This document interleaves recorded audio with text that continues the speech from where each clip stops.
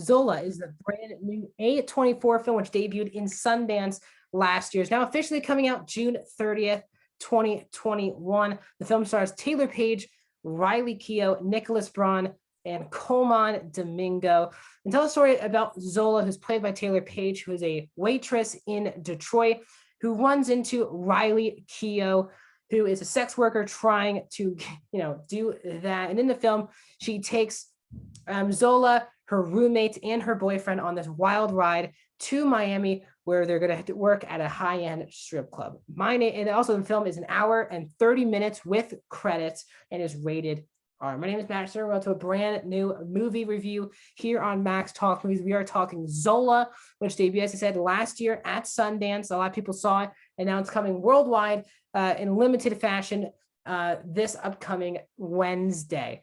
Before we start with my review of Zola, please leave a like, guys. That's the best way to support this channel. Also, please comment down below your thoughts. If you've already seen the film, if you saw it last year at Sundance or you saw it now, let me know your thoughts of the film in the comment section down below. Is one of your favorite films, least favorite films in non-spoiler fashion. Also, if you're planning on seeing it or you want to see it, let me know how is your interest level for the film. Also, please subscribe and ring the bell to movie reviews, TV show reviews, streaming platform reviews, movie rankings, and a box office breakdown show. So please consider ringing the bell and subscribing to the channel. We're trying to get to 100 subscribers. Now let's talk about Zola. Now this film is based off of true events. It's based off a 148 Twitter thread in 2015. It got picked up. A lot of famous celebrities picked up the Twitter thread. Then magazines were publishing things about the story, and they made a movie out of a Twitter thread, which is really crazy. And I know it's technically might not be considered an independent film. I'm not really sure what you call it, but I do want to support films like these that I know a lot of people probably aren't going to see, but I believe that even as a critic, I think it's my job to see all the films, really independent films, because I think these films, a lot of work is put into these films and I want to support it. And I was so pleased on my Tuesday night showing of the movie. My theater was mostly packed, which was actually really good for this type of movie. This movie needs to make some money, hopefully. And let's talk about the movie right now in non-spoiler fashion. So as I said, I really didn't know anything about the story. I saw one trailer in a theater. I had no idea this movie was even coming out 2 weeks ago. When I was seeing Hitman's Bodyguard 2, this trailer popped up. Interested. It came out on a Wednesday night. So I went to see it on Tuesday. And I have a lot of positive things to say. The main positive is that this is going to be one of the most unique films that you'll probably see all year. It is really unique, really fresh, really original, and it feels real. And it really is a dark comedy, but a lot of dark, and you're laughing a lot about the film. It's really dark. It gets really intense, really thrilling, but it's also really funny. I was really laughing throughout the entire film. My theater was laughing throughout the entire film. But you also can feel really uncomfortable watching this film. First, we'll start with the cast. The 4 main characters, which are really the entire film, they're all fantastic in the film. Taylor Page plays our lead character, Zola. I only saw her in Ma Rainey's Black Bottom last year. She plays Viola Davis' daughter, who is a love interest to Chadwick Boseman's character. So I didn't really know much about her as an actress. She's really excellent in the movie.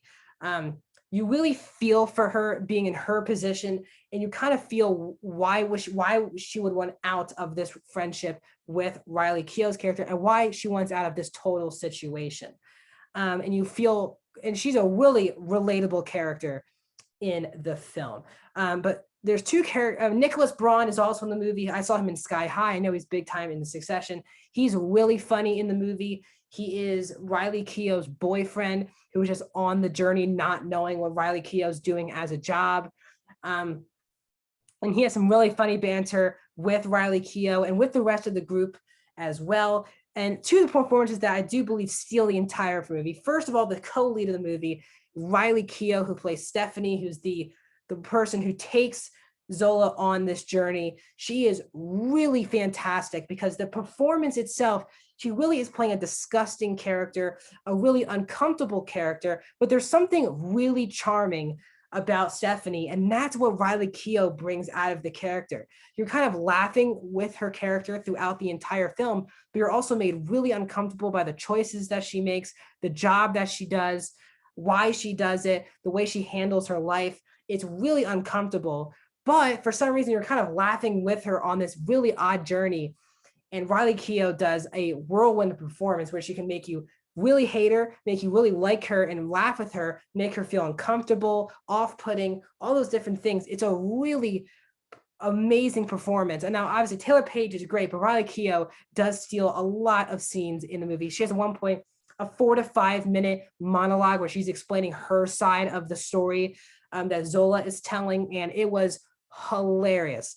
One of my favorite scenes of the entire film. But also one of my favorite actors is in this movie, one of my favorite underrated actors is Coleman Domingo, who I first saw really for the first time in Euphoria. Now he's kind of popping in everything. He was also in Ma Rainey's Black Bottom. He's going to be in Candyman. He's really been showing up all over the place. I really love him as an actor. He needs more work because he steals really every scene that he is in the movie. He plays X, who is the pretty diminutive roommate of Riley Keough, who kind of helps set up her life and sets up what she does. And he is really intense. And you also don't like his character, but he's also hilarious. When he gets mad, he goes into this like Wakanda, like African accent. Even though he doesn't have an African accent when he talks normally in the film, it's hilarious every time he gets pissed off at someone. But you really are afraid of his character too at times. As I said, both these characters are really not good people, but for some reason, while you're laughing with the characters a lot, you're also like, these people are terrible, especially Stephanie and X, who is played by Coleman Domingo. He's really good in the film. Also, the film is really well directed. It feels so unique. A lot of the shots, the way they shoot particular monologues, they make you feel for particular characters. It really is well directed. The score also really helps the film. But as I said, the film just feels fresh. You're not going to see any movie like this.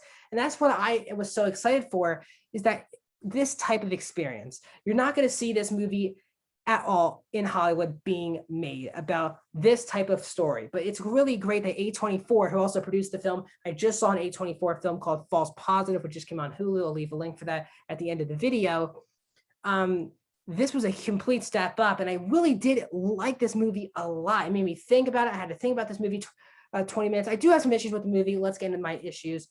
I think my biggest flaw with the movie is the ending. It is very abrupt. It comes up like the movie's over. I was like, this is the ending that we chose. I know it's based off true events, and maybe this is how it is in real life, but the ending of the movie is very abrupt because you feel like we're still going in the story, and then the movie ends. That's definitely an issue. There's also a couple there's like 2 subplots that I was not a huge fan of. They kind of set up in the first 20 minutes that Taylor Page's character Zola has this boyfriend, and they're texting each other the first act of the movie. That whole character gets dropped off in the last half of the movie. And I would have liked a little bit more stuff from that character. The actor who played Eazy-E in Straight Outta Compton, he's in the movie. He has a subplot with Nicholas Braun's character. I'm trying to pull up the actor's name. Jason Mitchell. He has a subplot with Nicholas Braun that was hilarious. But then when you see how it kind of turns out to be in the third act, it really doesn't work for me. But other than the ending and a couple loose subplots that really didn't work, I really like this movie. It's one of the most, really, this is the most unique theater experience that I've had all year. Really the most unique experience watching a movie all year. Now, I know that this is going to be a very divisive movie, even though on Rotten Tomatoes, it's at an 87%. I know a lot of people, this movie will not be for you. And I totally get that. There's a lot of nudity, a lot of uncomfortableness. It's so thrilling. And also, again, also one of my main positives with the movie, it's so unexpected. You never really know where the story is going to go unless you read the Twitter threads like I didn't. You have no idea where the story is going. And I love the twists and turns that the movie takes. It got me on the edge of my seat because I didn't know where the story was going next. And that's pretty rare in a movie, especially these days. So overall, guys, Zola's one of the most unexpected surprises of the year. Not a perfect film. It is in my top 10 as of now of the best movies of the year. I really did like this movie a lot. Almost loved the movie, but the ending and a couple subplots hold it back. So overall, guys, I'm going to give Zola a 4 out of 5 stars and 83%. Again, guys, I really like this movie. It's really good. I know it's an independent film. So guys, I know it's a very limited release. If you can find any time to watch this movie, please do so. Support the filmmaker, support the people who make these type of films. Thanks for joining me. If you want to see more movie reviews, you can see that playlist to my right. If you want to see my last A24 review, it was False Positive right there. Also, please subscribe and ring the bell.